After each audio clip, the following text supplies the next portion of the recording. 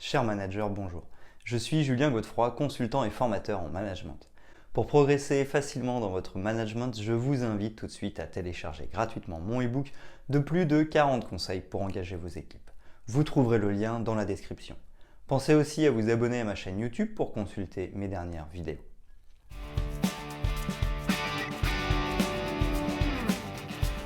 Le management hiérarchique, également appelé management vertical, est un mode de gestion où les décisions circulent du haut vers le bas. Ainsi, les dirigeants d'entreprise décident et chaque strate de l'entreprise exécute en fonction de ses responsabilités. Plus vous descendez dans la pyramide, moins vous avez d'autonomie et de responsabilité. Il y a donc une répartition des tâches en fonction de leur importance. Il s'agit tout simplement de l'un des fondamentaux du management puisque ce type de gestion est utilisé depuis les origines. D'autres types d'organisation existent comme le transversal ou le matriciel. Les questions qui se posent aujourd'hui sont donc celles de la légitimité du management hiérarchique et celles de sa tendance à l'horizontalité.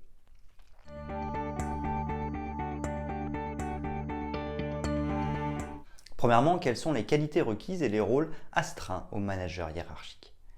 Les compétences managériales ne sont pas données à tout le monde. Différentes missions sont confiées aux managers qui doivent avoir les qualités nécessaires à la réalisation des objectifs de l'entreprise. L'importance de la formation est à noter ainsi que certains aspects inhérents aux fonctions de manager aujourd'hui dépassés. Le rôle d'un manager hiérarchique.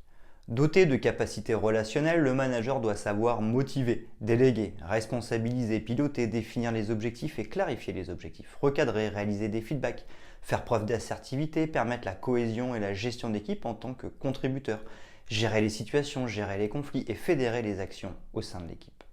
L'importance du collaboratif. Le chef de projet doit manager efficacement à plusieurs égards. Que ce soit dans le management de projet ou le management d'équipe, le collaboratif est au cœur de sa stratégie.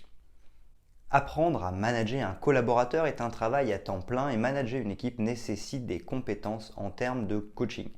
Il est important de développer son leadership et d'avoir l'esprit d'équipe afin de bénéficier de légitimité. Coopérateur, il est doté d'excellentes capacités d'écoute active. Il valorise notamment les compétences de ses équipes. Au-delà des résultats. Enfin, le manager doit s'assurer de la qualité de vie au travail.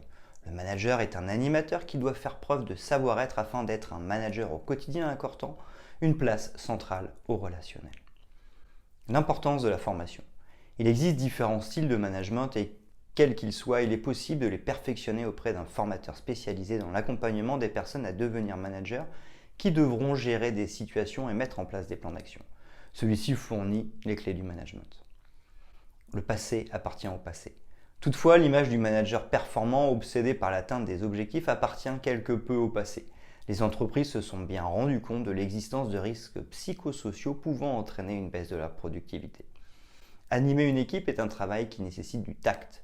Le management mettant en exergue le lien hiérarchique pour asseoir son pouvoir ne se trouve aujourd'hui plus accueilli de la même manière.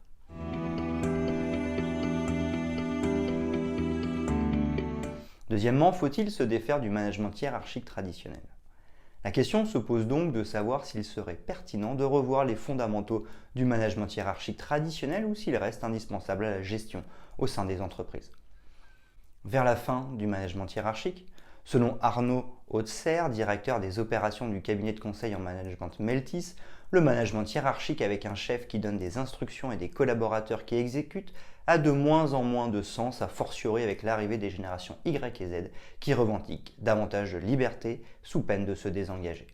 Une chose est sûre, les entreprises françaises souhaitent s'affranchir des modèles hiérarchiques classiques et sont de plus en plus soucieuses d'intégrer de l'agilité à leurs pratiques managériales. Comment cela se passe-t-il au-delà de nos frontières? Le modèle anglo-saxon. Nous avons beaucoup à apprendre des anglo-saxons et notamment en termes de management. Prenons l'exemple de la méthode d'Action Learning. Cette pratique novatrice est fondée sur une réflexion et un apprentissage collectif en petits groupes pour désapprendre les réflexes hiérarchiques et de beaucoup mieux mobiliser le potentiel humain de l'organisation. Considérée par de nombreux professionnels de cette branche comme très efficace, cette méthode d'intelligence collective se révèle opérationnelle dans diverses organisations outre-Manche, tandis qu'en France, elle s'avère tout simplement inconnue. Il est donc de plus en plus demandé au manager d'adopter un rôle transversal et d'intégrer de l'agilité dans sa stratégie managériale.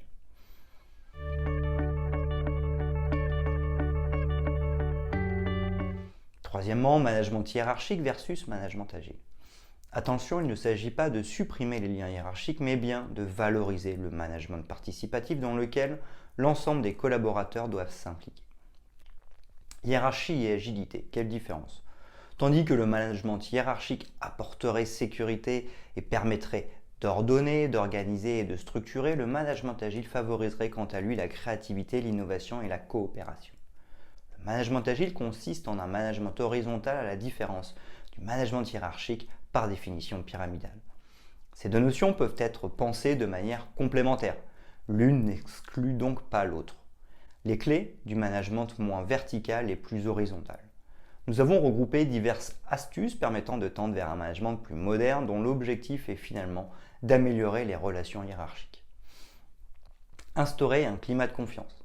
Afin de proposer un management associant ces deux modes, il faudrait donc dans un premier temps restaurer la confiance grâce à un management de proximité idéal au sein d'une entreprise. La mise en œuvre d'une relation de confiance est cruciale pour une bonne coopération.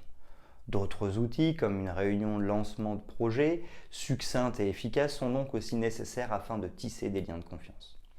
Le contrôle du résultat uniquement et les outils informatiques. Il est nécessaire de s'intéresser en priorité à la création de valeur. Le résultat et l'atteinte de l'objectif sont donc au centre. La bureaucratie se concentre sur les processus et les normes. Une entreprise performante doit se concentrer sur la création de valeur. Il serait également essentiel de s'appuyer sur des outils informatiques permettant d'améliorer l'efficacité des collaborateurs à l'instar des partages de documents ou des chats intégrés. Délimiter le rôle du manager. Le manager n'est plus obligatoirement un supérieur. Il comprend et maîtrise la gestion de projet ainsi que l'importance d'atteindre l'objectif. Il est notamment important de lâcher du lest au manager après avoir posé un cadre ou encore une vision d'entreprise. Le manager doit savoir lâcher prise à bon escient et ne pas vouloir tout contrôler. L'importance de l'entraide. Il est important de mettre en valeur le coopératif au sein même des équipes, mais également au sein des différents services qui peuvent largement contribuer au projet des uns et des autres. Le management transversal est-il devenu une norme?